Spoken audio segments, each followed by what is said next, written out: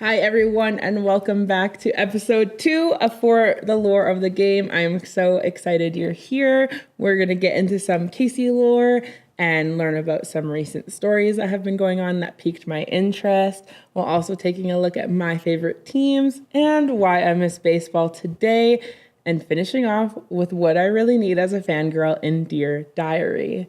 So getting right into Casey lore, I thought I would talk about how I was able to meet Kike Hernandez this past summer, because it is quite an iconic memory and story that makes me want to vomit every time I think about it. But yeah, so Kike earlier in the summer was injured, unfortunately, and he was just on the IR. Nothing was really happening. And then I think it was late August that he was kind of activated off IR and in a rehab stint with the Oklahoma City Comets, the Dodgers affiliate team. And just for fun, in the end of August there, I was kind of like, let's just see like where he's going to be playing next. Because again, I don't really have many teams that are close to me, but I'm like, let's just see. And as fate would have it, he was playing in Tacoma, which when I'm home for the summer, Tacoma is just about 2.5, 3 hours. It's actually past Seattle. So it's about 3 hours away. And I was like, okay, let's see. They're there for the whole week. So I think this was about Tuesday night I figured this out.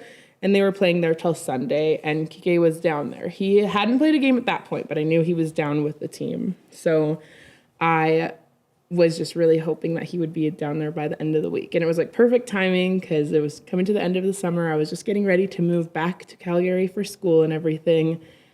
So I was checking out the schedule and trying to keep updated throughout the week.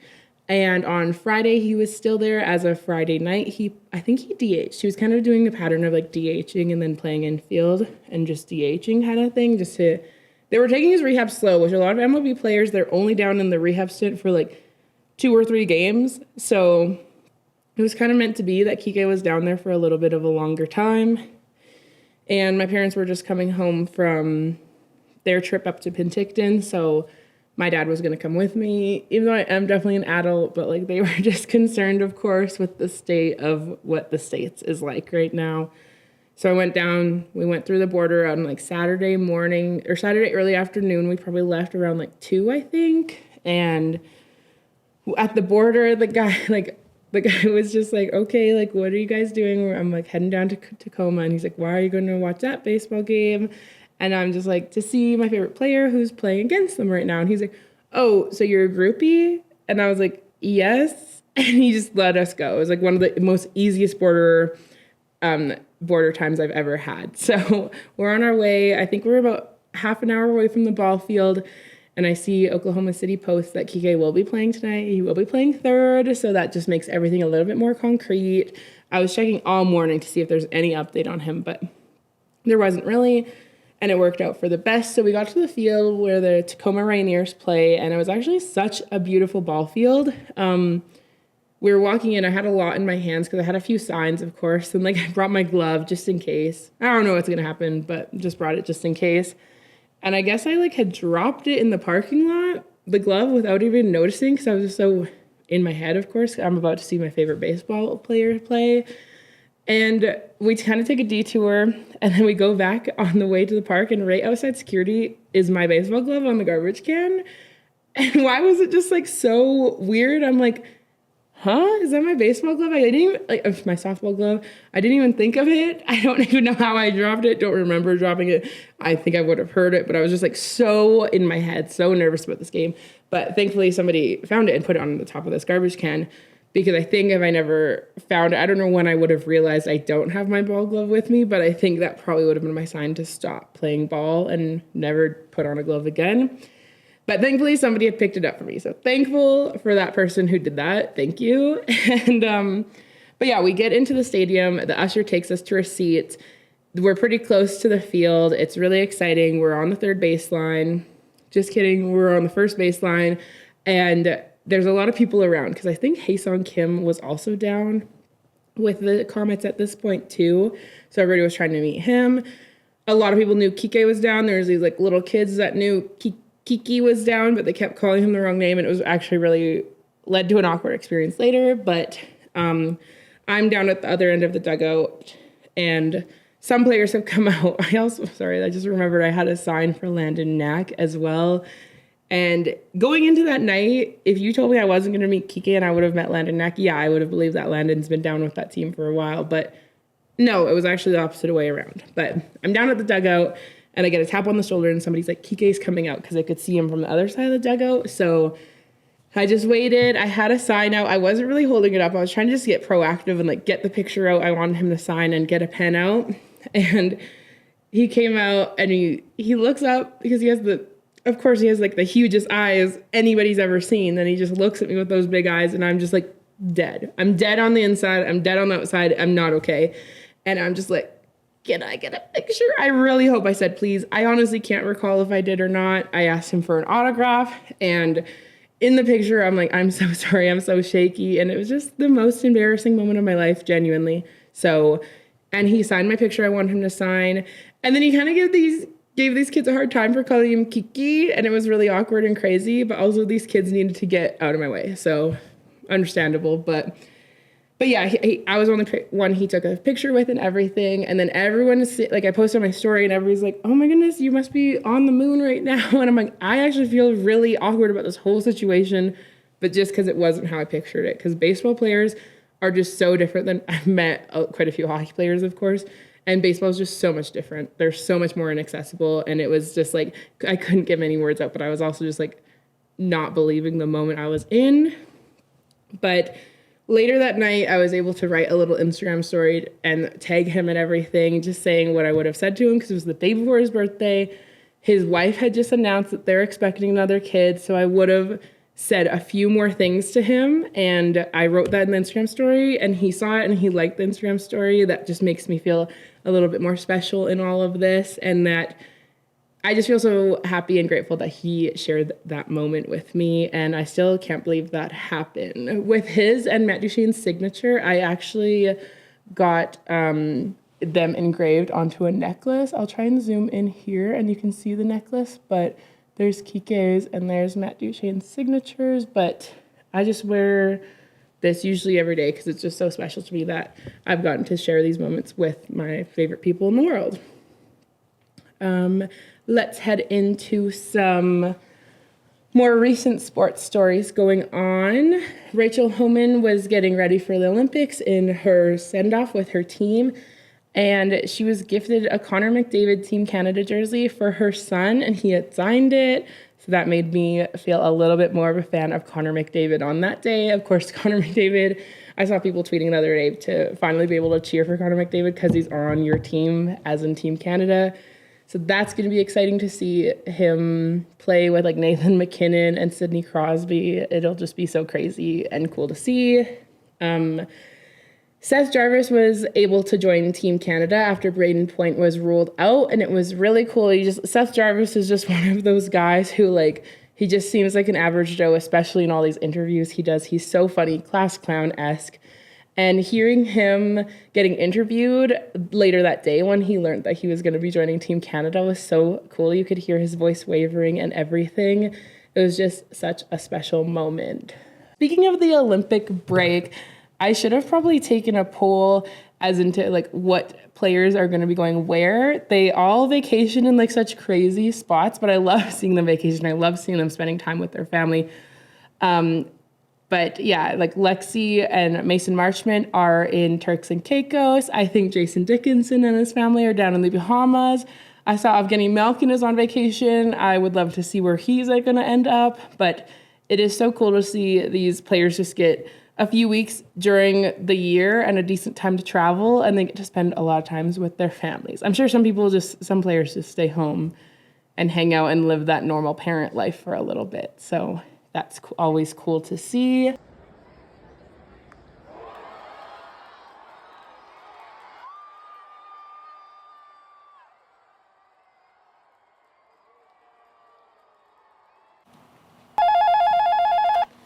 Hello? You want me to fly out to LA? No, I am too booked and busy on my new podcast for the lore of the game. Brennan, get to my office now. Yes, ma'am. I told you to block the Dodgers number. I can't have them calling me all day, every day, asking to throw out the first pitch. I'm sorry. It's so hard to find good help nowadays. While I was home for the holidays, I thought, what a better time than to go through all of the most random sports memorabilia I've collected since ever being a fan. It is kept in a dusty Zigtex box. I don't know if you guys should look up the shoe. Oh, there it is. That's what it looked like. I got the yellow and white ones because Sidney Crosby and Reebok, obviously Sidney Crosby endorsed them. So that's where we can start with that. Literally went to the Reebok store in the States to get this. Okay, and we have hookups at Tim Hortons. So a lot of the stuff is like randomly from Tim Hortons.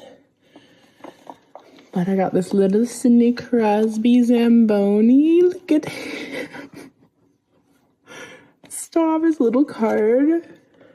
Snoop Dogg was at the Olympics the other day. Mixed doubles curling started a few days prior to the opening ceremonies, and Snoop Dogg was hanging out cheering on the Coreys from Team America. He even had jackets and like a t-shirt with their faces on it, and this all happened while they played Team Canada, so it was pretty cool to be affiliated with that. I know Jocelyn Peterman and Brett Gallant got a picture with him. Corey Dropkin was so fired up during that game. I think he's been fired up throughout the whole Olympics because, of course, he's representing his country for this sport he's been playing his whole life. He's living out his dream in front of our eyes, and it's just so special to see.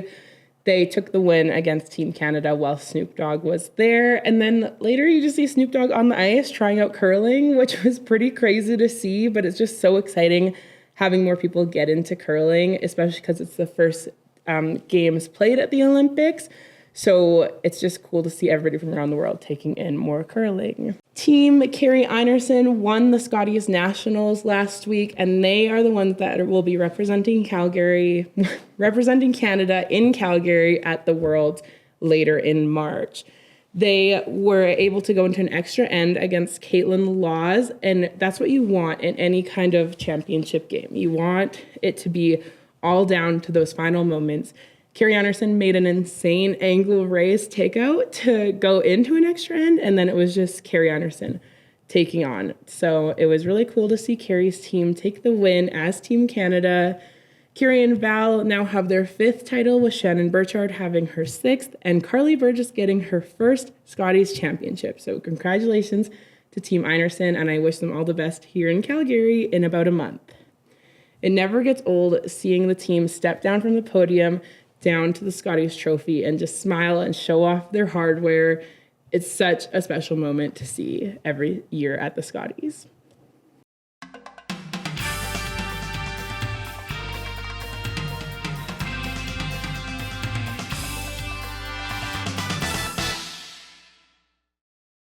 Oh, I'm sorry, you didn't keep the Gatorade labels from when they had Sidney Crosby on them.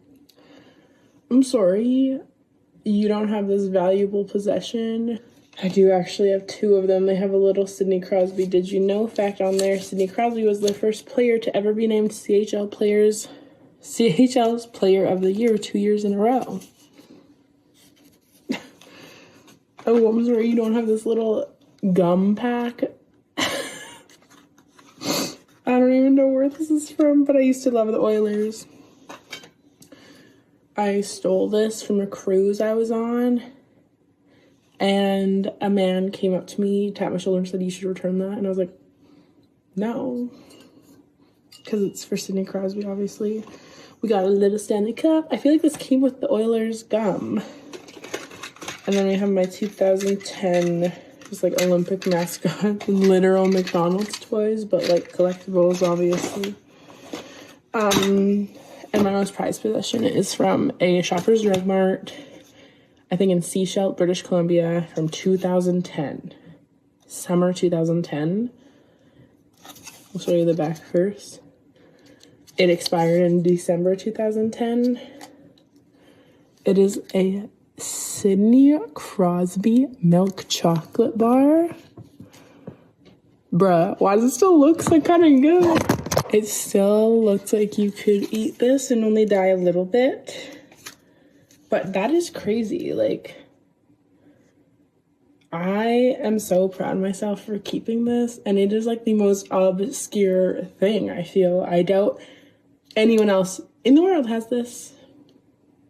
I challenge everyone in the world to show me if they have this. And yeah, that is my collection. And now let's take a look into why I miss baseball today. And I'm sure that's just not a me problem.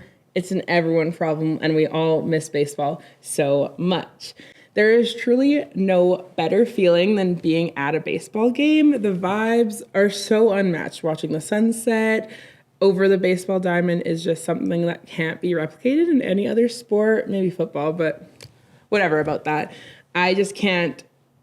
I just miss going to baseball games so much. I've only ever been to T-Mobile Park like a handful of times to see a handful of teams play, and it's always been so special. And I seriously have FOMO over every baseball game I see, every baseball stadium I see. I'm like, that looks beautiful. And they all just have so much history. I think that's also a selling point. Like Dodger Stadium, I need to get there one time in my life because it just looks so beautiful. And to be watching a game with the palm trees in the background, nothing would ever compare to that. I've heard that the traffic is horrible getting into and out of Dodger Stadium, but I truly think that it would be worth it. I want to be able to experience a few more other baseball parks than T-Mobile, but of course T-Mobile is beautiful. They have their own little viewpoint where you can see all of Seattle and the ocean. It's truly a special place too. Just baseball is magical, and where it takes place is even more magical, it seems. The World Baseball Classic will be happening in just over a month in Miami, Houston, San Juan, and Tokyo. So that'll be so exciting to take in. Some rosters have been finalized. Team Canada's roster is looking a little bit like it's missing Freddie Freeman, but that's fine because we have Josh Naylor at first base and Bo Naylor at catcher. I don't really recognize any of these other names except for Cal Quinterell on the mound and O'Neill out in the outfield. But it should be exciting to see. It's funny to think that Josh Naylor and Freddie Freeman are the Canadians that represent us, but they seemed to be the villains, of course, when the Blue Jays were playing against them. But it's just why were Canadians the ones beating up on the Blue Jays the worst? And Team USA looks truly like an all-star roster with Clayton Kershaw is going to be playing. No, not retired out of the World Baseball Classic. He's going to be playing on the mound. They have Paul Skeens. They have Tarek Skubal. They have Logan Webb. That's pretty crazy. And the two catchers to round this all out is Cal Raleigh and Will Smith, which I am so excited to see them represent America. It'll be so cool to see all these players together, and which I think is an unstoppable team, but I feel the World Baseball Classic is pretty unpredictable. They also have Ernie Clement, Bryce Harper, Gunnar Henderson, and Bobby Witt Jr. in the infield, and their outfield is unstoppable with Corbin Carroll, Pete Crow Armstrong, and Aaron Judge. And Kyle Schwarber to kick it all off at designated hitter. So that's going to be so exciting to see. Of course, I mentioned earlier, Freddie Freeman has been ruled out. And unfortunately, Kike Hernandez was also ruled out a few months ago because he took a surgery. And he was so excited to be able to play for Puerto Rico in Puerto Rico. But unfortunately, he had to take that surgery. But that kind of made me feel better because then he should be back with an MLB team. And hopefully it's the Dodgers. I really hope it's the Dodgers, but it just makes me happy that he's looking forward to playing again, and that's why he took the surgery.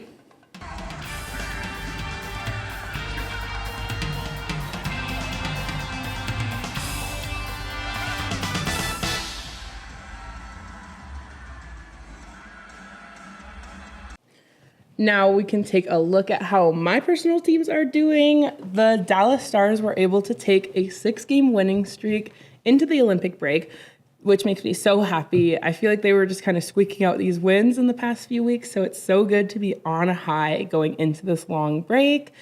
Matt Duchene had 5 goals in the last 5 games for the Stars, so I'm glad that he's on a heater going into this break. I would also love... The Dallas Stars did make a trade with the Calgary Flames, but I would also love one more to happen. I want Blake Coleman to be on the Dallas Stars. I want him to return to his home and be in Texas country and just be repping those Stars. I love Blake Coleman, but I cannot love Blake Coleman as a Calgary Flame. A few years ago, I bought a Flames shirt with Coleman on the back. I threw it out after this summer. I was like, I'm never actually going to wear this because I can't truly be a Flames fan, but I can be a Blake Coleman fan, and it would be a lot easier if Blake Coleman was on the Dallas Stars. I am also still waiting for the Dodgers to sign Kike, of course, because I don't know what life is like without Kike on the Dodgers. And I also really need the Jays to sign Chris Bassett because I don't want to see him play anywhere else, and I want to be able to watch him for another few seasons. Team Canada has some powerhouses heading to the Olympics for curling. Again, we have the Homan Empire, Rachel Homan, we have Brad Jacobs, and I couldn't be more happy that we have sent those two teams over to compete in the four-person game. And we have Jocelyn Peterman and Brett Gallant competing right now in the mixed doubles, which they have to get onto a winning roll to make it into playoffs, and hopefully they can do just that. Tyler Tardy was picked to go as Brad Jacobs' fifth, which was a really special moment. Tyler Tardy is a fellow British Columbian just like me, and he lives out here now to play with Kevin Cooey, but he was picked to go as their fifth. And he has always had such a social media presence, but it's just really interesting now seeing him at the Olympics and seeing him get his Olympic swag has been so special. He's posting a lot of stuff to entice new fans in kind of thing and explaining the game and certain aspects to them. So I think that's really cool. And I'm just so excited that he gets to be an Olympian now.